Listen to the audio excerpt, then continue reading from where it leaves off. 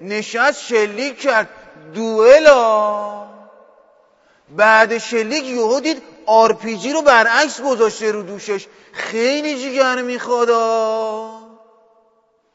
برگشت نگاه کرد دید همه یه نفرات خودی یه گردان آشولاش افتادن. شما حسابشو بکن، اون RPGیه که با این خودیا این کارو کرد، ببین با دشمن چی کار کرده.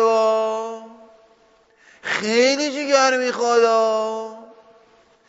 باز جیگرکی کار کرده باشی که بدونی آقا جون.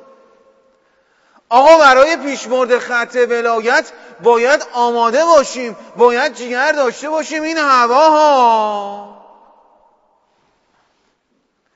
تو عملیات والفجر 4 نفر بود با دیدبان دشمن بای بای میکرد و با قناصه طرف گذاشت وسط پیشونیش. تو نباید پات شل بشه.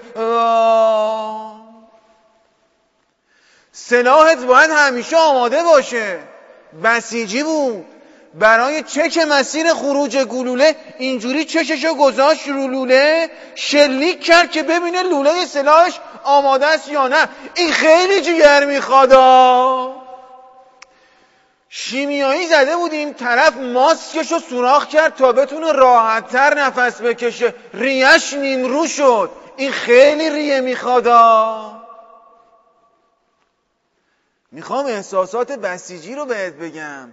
تو میدون مین دنبال یه پروانه افتاد برای کلکسیون مقام عظما. 16 تا مین درجا ترکی، اینقدرش موند. الان همون اینقدیاش تو کلکسیون مقام عظماست. کلکسیون میخواد. نباید پات شل شه. ما اینا رو میخوایم.